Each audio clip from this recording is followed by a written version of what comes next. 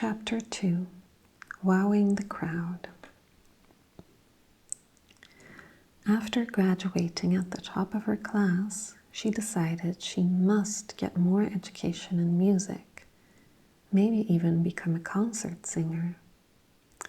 But how? In her day, 1945, hardly any women of any race went on to college. Coretta's parents were the ones who made it happen. Her mother had been forced to leave school when she was in 4th grade. She told Coretta that nothing was more important than college. You get an education and you try to be somebody, she said. Then you won't have to be kicked around by anybody, and you won't have to depend on anyone for your livelihood, not even a man. Her father, the grandson of a slave, had left school in 6th grade, and he felt exactly the same. He told his daughters they could do anything a man could do. Coretta's strong older sister inspired her.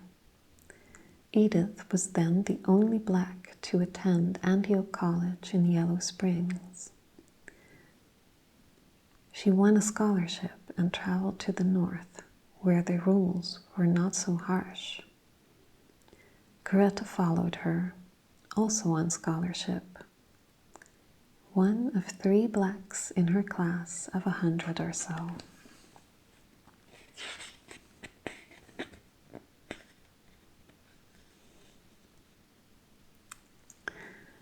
Sorry for the interruption, but it's funny because my mom told me exactly the same thing. You get an education and you won't have to depend on anyone, not even a man. She told me your degree is your first husband. That's what she always said. Your degree is your first husband.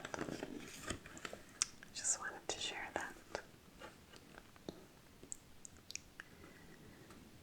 The college's motto was rather stern. Be ashamed to die until you have won some victory for humanity. But Coretta found that it helped build her confidence. She needed extra tutoring at first, but was soon making straight A's. Everyone expected her to date the one black man in her class. Instead, she dated a white student who loved music as much as she did. In between appearing in Gilbert and Sullivan operettas and other events, she studied. She trained in both music and education. That way she could support herself as a teacher in case a career in singing didn't work out. 2 years of practice teaching were required. Her first year went fine, as she had taught in the private school run by the college. Naturally, she did a lot of singing and making up tunes with her students. Her second year was thorny. The local public school turned her down because she would have been the only black teacher. Coretta was furious at this unexpected rule. She fought back, complaining to her college president, but he refused to help. Coretta refused to teach at the all-black school she was sent to. So to get her degree, she taught at the college school again. After this, she got active in the National Association for the Advancement of Colored People, the NAACP, and other groups that were working to change the rules. Her dream was to follow in the footsteps of Marian Anderson, a powerful singer who'd made the rule-breaking history. Paul Robeson, then the world's most famous black singer, was also a role model for her.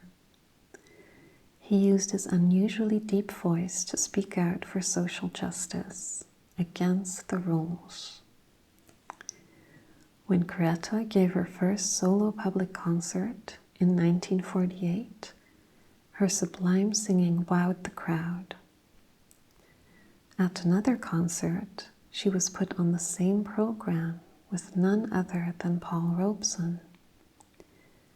He couldn't have been more impressed. He saw a future star in her and urged her to get all the training she possibly could. 3 years later, Coretta was on her way. The New England Conservatory of Music in Boston had accepted her. Her proud father was happy to pay her tuition, but at age 24, she wanted to do this on her own. After applying for scholarships like mad, she boarded her train to Boston. She was confident about her future, though still without a clue about how she was going to pay for it.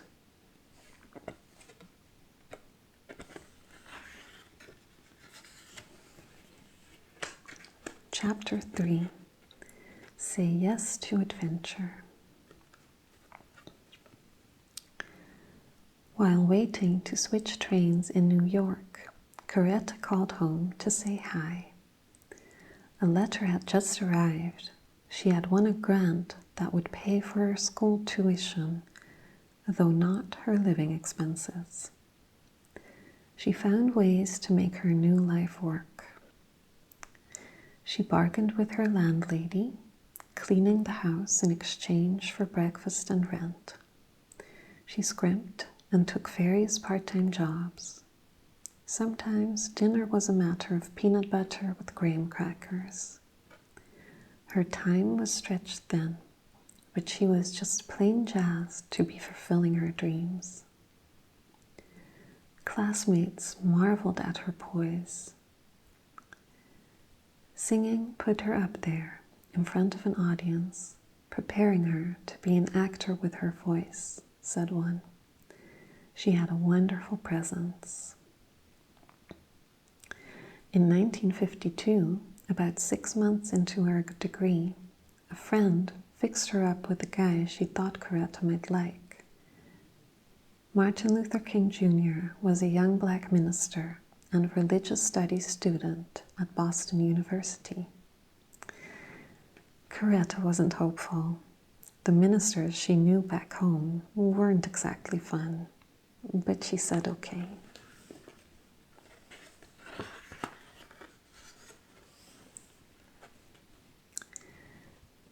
They went to lunch at a cafe that served home-cooked Southern food.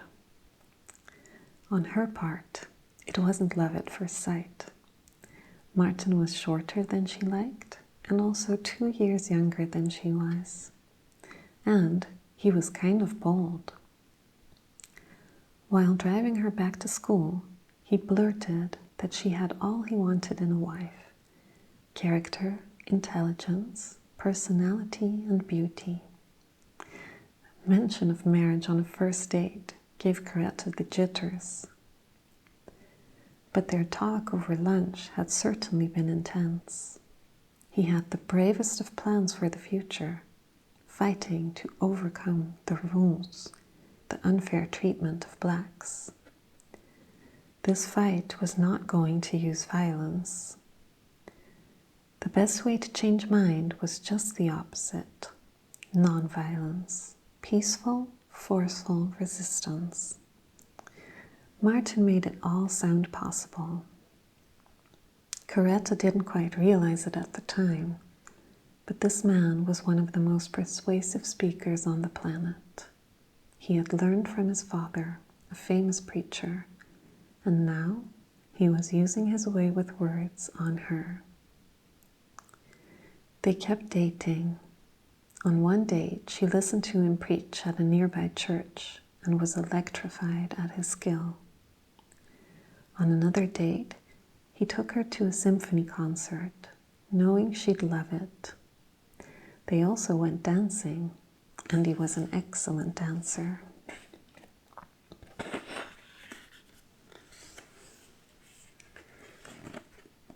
It took her 6 months to accept his proposal. She was torn. Some of her friends weren't sure he was worthy of her, and being a minister's wife didn't appeal to her, nor did moving back to the south, where Martin felt he could make the biggest difference. Mainly, she wanted to get a degree in music and start a career using her voice. She did want a husband and children, someday. In her time, women rarely got to have both a career and a family. Plus, pursuing Martin's goals with him represented adventure with a capital A and change with a capital C. So the answer was yes. She wanted to be an equal partner in their marriage, while he was more traditional, preferring a stay-at-home wife. They hadn't quite worked that part out before the wedding. They were married in 1953 in Alabama. Martin's father performed the ceremony, agreeing to remove the word obey from Coretta's vows. It was a most unusual request at the time. No local hotels would accept African Americans.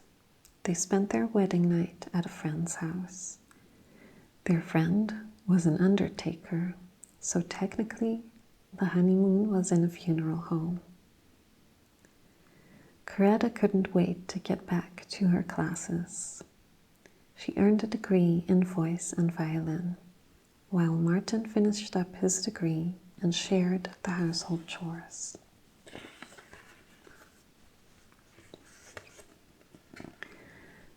Then, the Kings moved to Montgomery, Alabama, where Martin had accepted a job.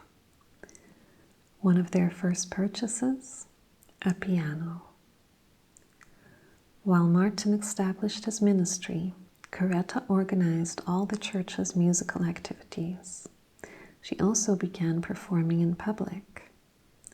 She wasn't on the national stages she had dreamed of, but in local churches and small theaters. She sang spirituals and introduced classical music to audiences that loved her, and she kept giving concerts when possible. While Martin established his ministry, Coretta organized all the church's musical activities. She also began performing in public. She wasn't on the national stages she had dreamed of, but in local churches and small theaters. She sang spirituals and introduced classical music to audiences that loved her and kept giving concerts when possible. Being a minister's wife turned out to be a full-time job. She was good at it, able to help and talk with all kinds of people, always representing Martin and giving him feedback on his sermons. Their home was not especially private. They basically shared it with the church community, and various groups used it as a meeting place. The phone rang constantly with people needing help or offering help or yelling a string of bad words. Martin was already making enemies among whites. In 1955, Coretta had the first of their 4 children. Only 2 weeks later, they got an urgent call. It was about a woman who'd been to Coretta's concerts and didn't yet realize she was married to a rising young minister. That woman's name was Rosa Parks.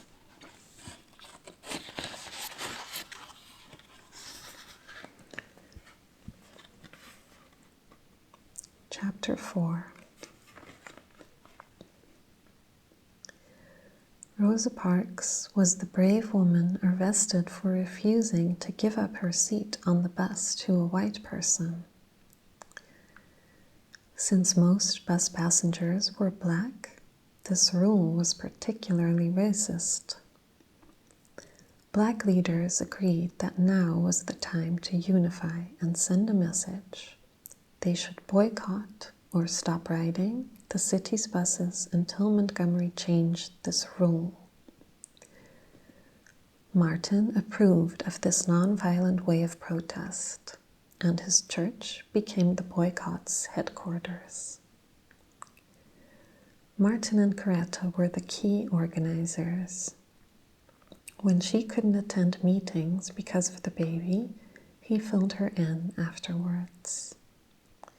She handled all the phone calls, helping those who needed rides. To stay off the buses, people carpooled, they took taxis, they walked, rode mules, or hitched horses to a buggy.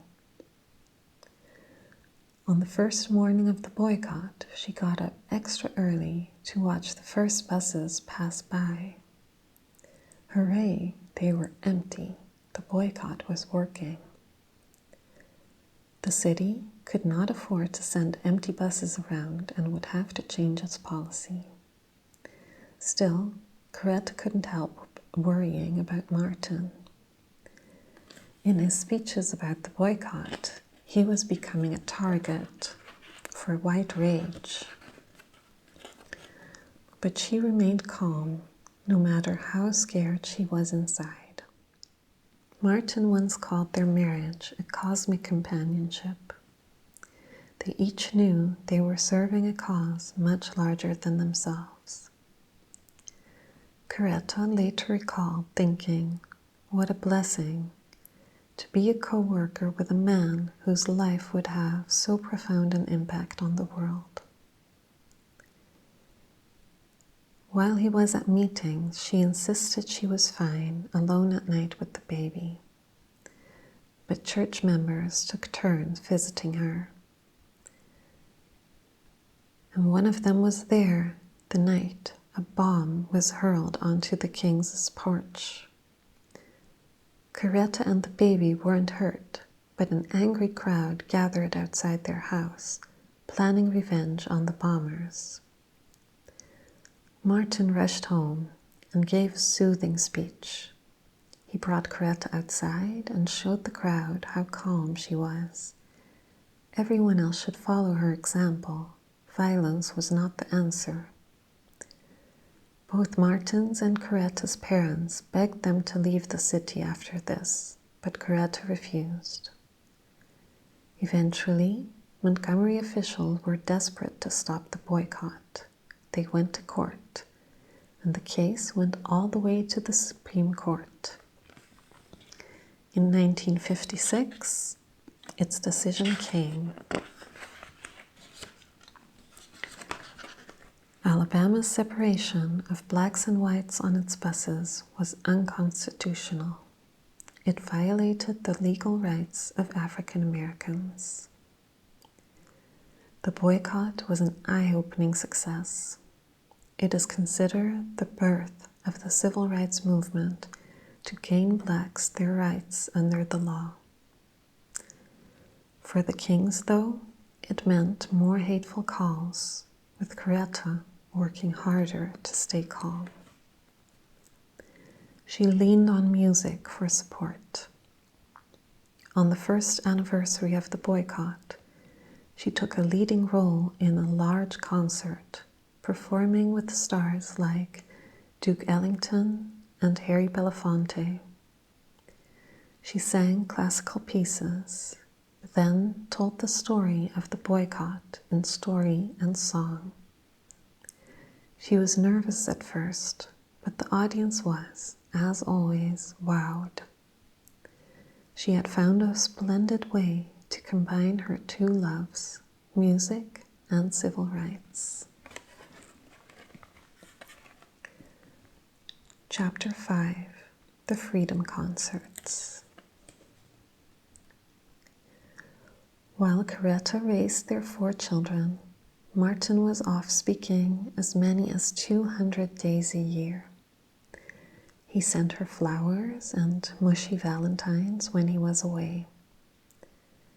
Several times he was arrested at demonstrations or on false charges. Worried for his safety in jail, Coretta wouldn't waste a minute. She would go straight to the top for help, calling officials in a position to rescue him. "My wife was always stronger than I was through the struggle," Martin wrote. "In the darkest moments, she always brought the light of hope."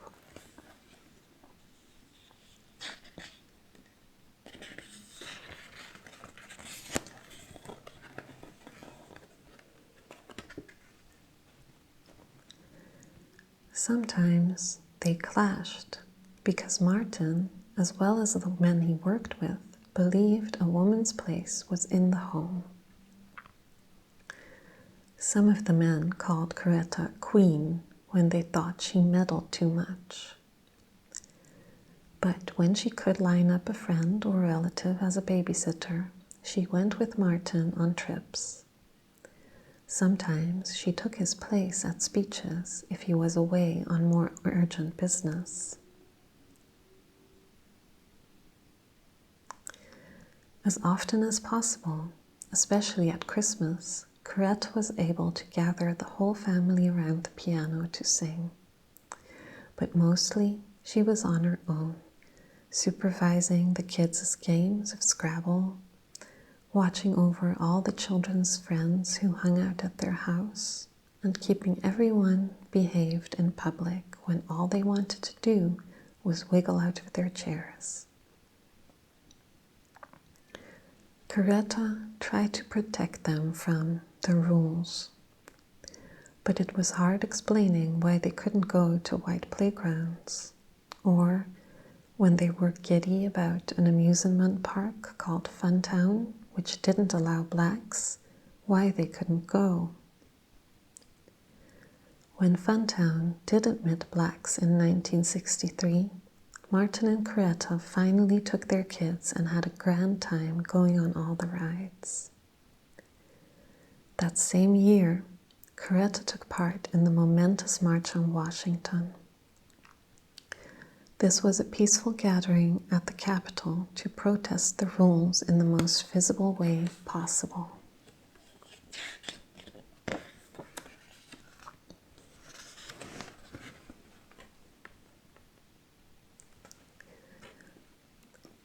About 250,000 Americans, about 3 out of 10 of them white, streamed in from all over the country to take part. Coretta was hurt that the wives of the leaders were not allowed to march along with their husbands. Usually at marches, she walked hand in hand with Martin, and it bothered her that no woman was allowed to speak from the stage, not even Rosa Parks. But Coretta did sit on the platform behind Martin as he ended the day with one of the most famous speeches in history. She witnessed him calling on people to go home and keep working toward his dream that someday all Americans would be free. Martin's words touched many who hadn't given civil rights much thought yet. Less than a year later, the rules finally began breaking down. President Lyndon Johnson signed the Civil Rights Act of 1964. It called for the government to make sure that blacks could attend public schools, be served in public places, and have the chance to obtain decent jobs. Then came the Voting Rights Act of 1965, promising government enforcement of blacks' right to vote.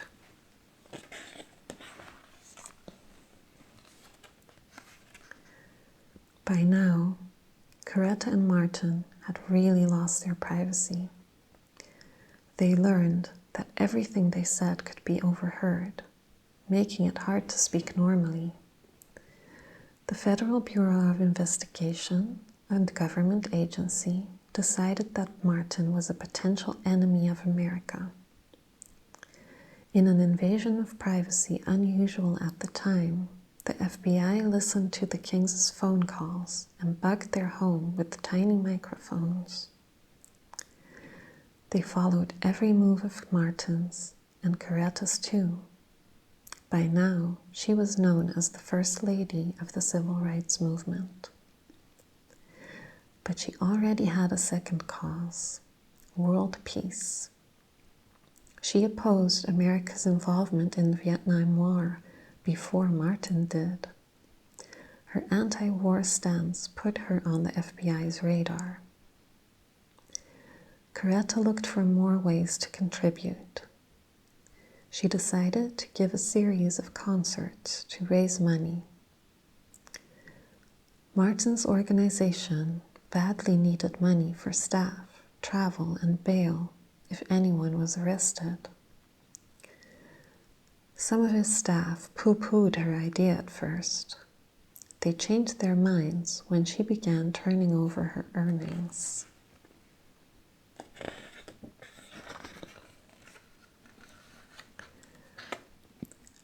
For the next several years, she performed in 30 concerts in all the finest halls. She called them Freedom Concerts. Wearing an elegant dress, Coretta wove story, poetry, and song into the saga of the Civil Rights Movement. The concerts were divided into sections like The Dream Blighted, Supreme Sacrifices, and The March on Washington. She always ended by singing We Shall Overcome, the spiritual that became the movement's theme song. The evenings were magical. Thousands would show up, jumping to their feet to give her standing ovations. Besides money, Coretta raised awareness, especially in areas that were new to the struggle, like the West Coast. She was winning people's hearts with music, not marches or politics or demonstrations, but music.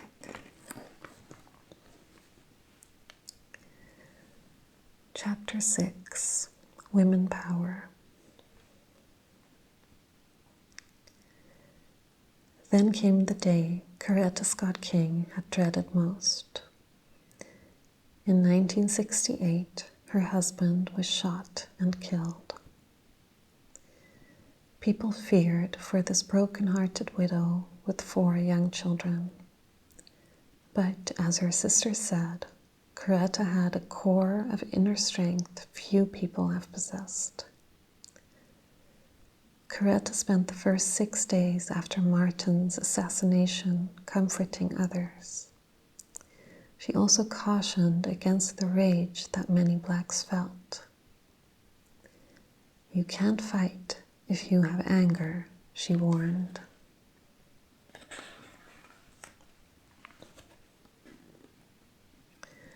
Then, even before her husband was buried, she took his place as the leader of a march.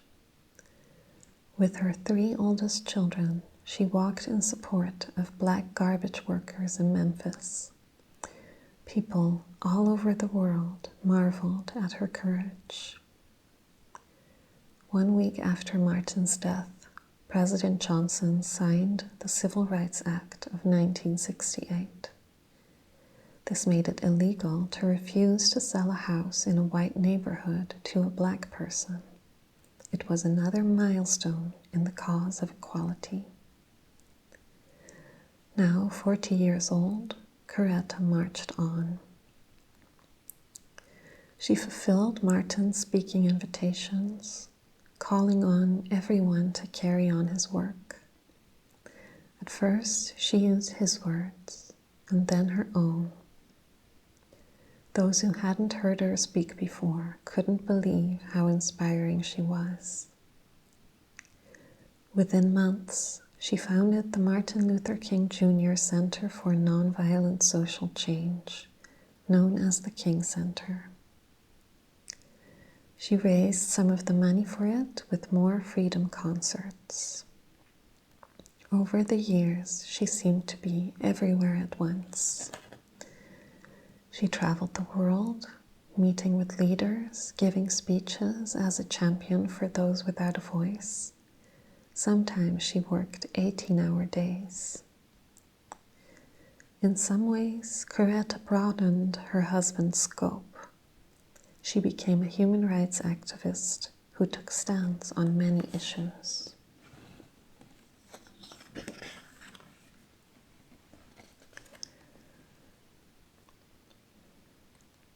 She called upon American women to unite and form a solid bloc of women power to fight the three great evils of racism, poverty, and war. She never changed her stance on nonviolence and was opposed to any war. She came out against the death penalty and for gun control, gay marriage, and universal health care. In 1983, after years of Coretta's campaigning, Dr. Martin Luther King Jr.'s birthday was made a national holiday. President Ronald Reagan signed the bill with multiple pens, which were then passed out to Coretta and other witnesses as mementos. A day for everyone to celebrate freedom, it has become used as a day of service, of doing volunteer work in Martin's name. Coretta received honorary degrees from more than 60 colleges and universities. She might have been proudest of her award from Antioch College, which called her one of the most influential women leaders in the world. She was not wealthy, and celebrities sometimes helped her out. Talk show host Oprah Winfrey bought Coretta a condo in the same Atlanta building as singers Janet Jackson and Elton John. She never really retired, with plans for the future that included recording an album.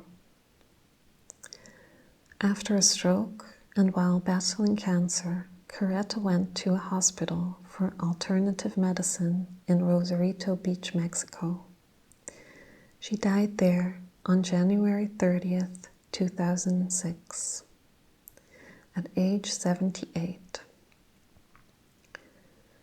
4 of the 5 living presidents attended her funeral, plus notables of every kind, including future President Barack Obama.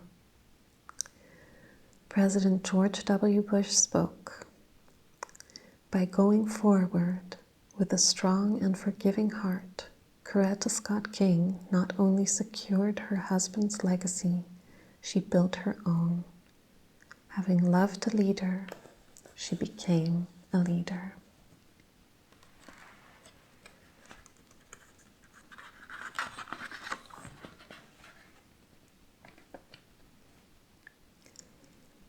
Her name lives on in many ways, including children's books.